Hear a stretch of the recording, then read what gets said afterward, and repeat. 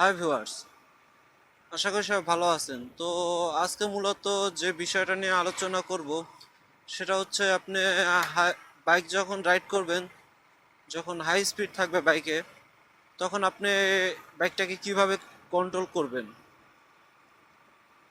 তো যখন আপনি বাইকটা 80-90 স্পিডে রাইড করবেন বা যখন হাইওয়ে নর্মালি রাইড করবেন তখন তো 80-90 স্পিড থাকেই। তখন আপনি যদি সামনে কিছু চলে আসে আপনার বাইকে, তখন আপনি মানে তাৎক্ষণিক কিভাবে ব্রেক করবেন। তো এজন্য আমরা প্রথমে করি কি, যখন আমাদের মনে করেন সামনে কিছু চলে আসে, তখন আমরা ব্রেকের আগে ক্লাচ চাপ দিই, ক্লাচ চাপ দিয়ে তারপর ব্রেক করি। আর এটা হচ্ছে সবচেয়ে মারাত্মক একটা ভুল। আপনি যখনই হাই স্পিডে যখন রাইড করবেন তখনই ভুলেও কখনো আপনি মনে করেন যে ব্রেক করার সময় এই ক্লাচ চাপবেন না। আপনি প্রথমে করবেন কি, যে রাইড করার সময় আপনি প্রথমে যে কাজটা করতে হবে, হাই স্পিডে যখন রাইড করবেন আপনি, তখন আপনি প্রথম যে কাজটি করবেন সেটা হচ্ছে যে আপনি ক্লাসে চাপ দিবেন না, ক্লাস ধরবেনই না। আর দ্বিতীয় যে কাজটি করবেন আপনি সেটা হচ্ছে আপনার যে থ্রোটল বা পিক আপ যাই বলেন না কেন, এটা ফুল ছেড়ে দিবেন।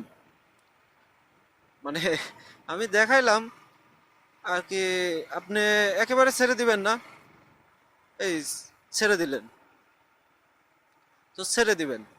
আর পরবর্তীতে যে কাজটি করবেন সেটা হচ্ছে আপনার পায়ের যে ব্রেক আছে ওইটা আপনি প্রেস করবেন বা চাপ দিবেন।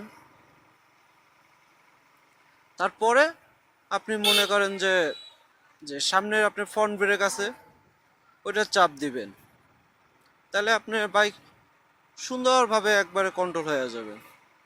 আর যখন আপনি ফ্রন্ট ব্রেকটা চাপ দিবেন তখন একবারে চাপ দিবেন না বা এরকম ভাবে চাপ দিবেন না, মাঝের আঙ্গুল বা এই দুই আঙ্গুল দিয়ে আস্তে আস্তে প্রেস করবেন। তাহলে আপনি মনে করেন যে সুন্দরভাবে বাইকটা কন্ট্রোল হবে।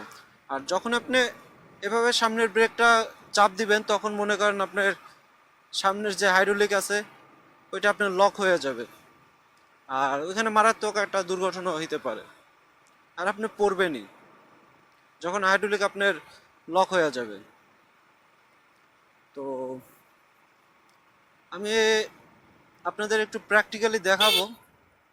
তো ভিউয়ার্স, আমি আপনাদের একটু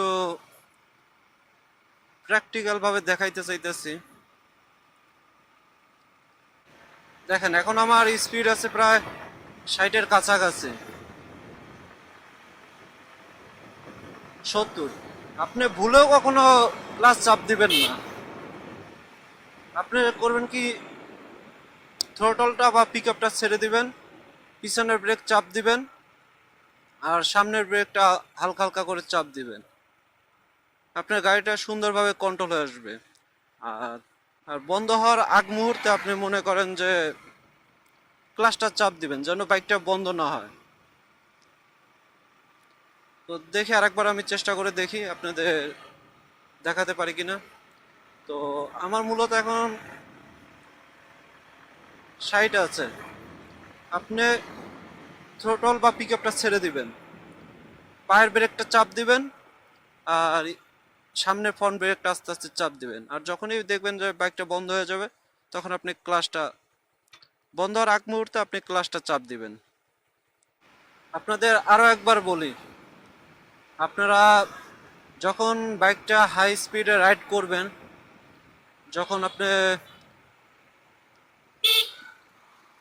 70, 80, 90 বা 100-তে, তখন আপনারা ভুলেও কখনো ব্রেক করার সময় ক্লাচ চাপ দিবেন না।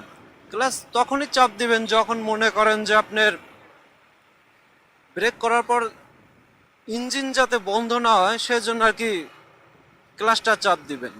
যখন আপনার স্পিড কমে যাবে তখন ক্লাচ চাপ দিবেন। এছাড়া ভুলেও আপনি ক্লাস চাপ দিবেন না।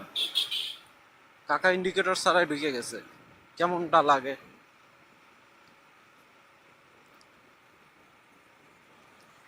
আর প্রথমে যে কাজটা করবেন হাই স্পিডের সময়, আপনার যে থ্রোটল বলেন বা পিক আপ বলেন, এটা আর কি ছেড়ে দিবেন। তারপরে যে কাজটা করবেন সেটা হলো যে আপনার যে পিছনের যে ব্রেক আছে ওইটা চাপ দিবেন। আর সর্বশেষ যে কাজটা করবেন, আপনার যে সামনের ব্রেক আছে ওইটা আস্তে আস্তে চাপ দিবেন।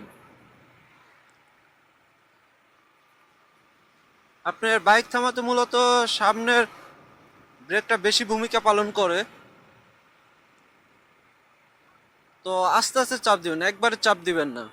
তাহলে আপনার যে সামনে ডিস্ক ব্রেক আছে ওইটা লক হয়ে যাইতে পারে। আর যদি লক হয়ে যায় তাহলেও একটা দুর্ঘটনা শিকার হইতে পারেন আপনি। তো সবসময় মনে রাখবেন যে ক্লাচ ছাড়া ব্রেক করার চেষ্টা করবেন। আশা করি ভিডিওটা আপনাদের কিছুটা হলেও কাজে দিবে।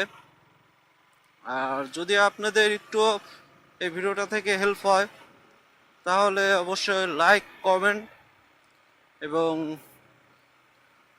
শেয়ার করবেন। আর সাবস্ক্রাইব তো করবেনই, করে আমার পাশে থাকবেন।